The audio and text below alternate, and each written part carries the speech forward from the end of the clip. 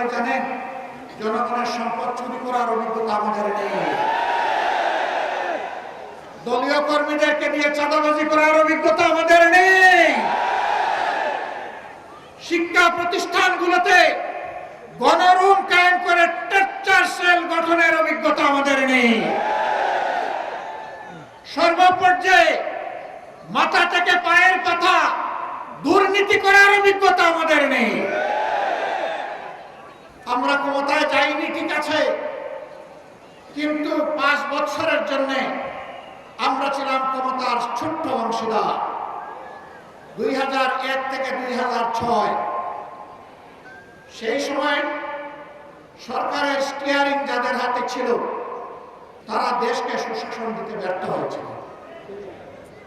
সেই সময় দেশ 4বার দুর্নীতিতে বিশ্ব চ্যাম্পিয়ন হয়েছিল, কিন্তু মাহবুবের অশেষ মেহেরবানি বাংলাদেশ জামাতে ইসলামীর সেই সময়কার সম্মানিত আমিরে জামাত, সেক্রেটারি জেনারেল, এই 2 জন মন্ত্রী ছিলেন।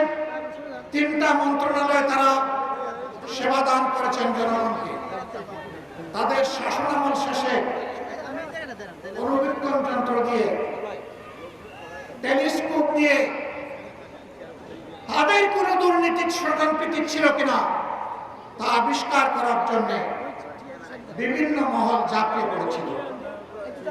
আলহামদুলিল্লাহ, দুর্নীতির একটা সর্ষে দানাও তারা আবিষ্কার করতে পারেন নাই।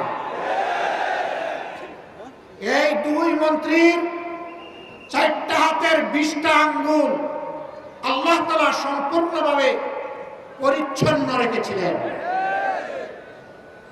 তারা প্রমাণ করেছেন এই 2টার সাথে আরো 10টা মন্ত্রণালয় যদি জামাতে ইসলামের লোকেরা পরিচালনার সেবা দেওয়ার সুযোগ পেতেন, তাহলে 12টা মন্ত্রণালয় একই ধরনের পরিচালিত হতো, জনগণ উপকৃত হতো।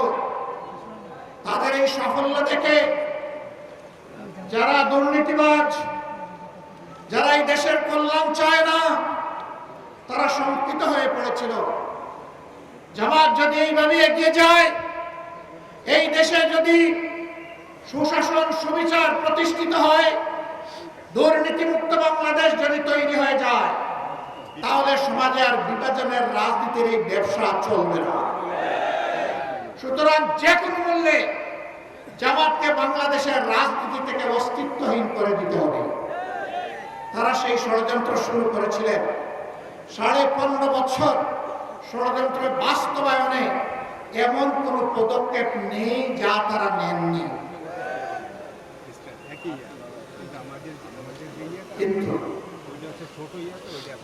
তাদের পুরো দুঃশাসনের সামনে, জুলুমের সামনে, অন্যায় আবদারের সামনে মহান আল্লাহ রাব্বুল আলামিন সাক্ষী, বাংলাদেশের 18 কোটি মানুষ সাক্ষী, বিশ্ববাসী সাক্ষী।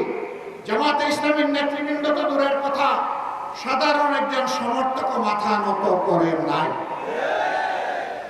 ইসলামী ছাত্র শিবিরের উপর তাণ্ডব চালানো হয়েছে, জীবন কেড়ে নেওয়া হয়েছে, পঙ্গু করা হয়েছে, তাদেরকে গুম করা হয়েছে, কিন্তু ইসলামী ছাত্র শিবির কারো কাছে মাথা নত করে না।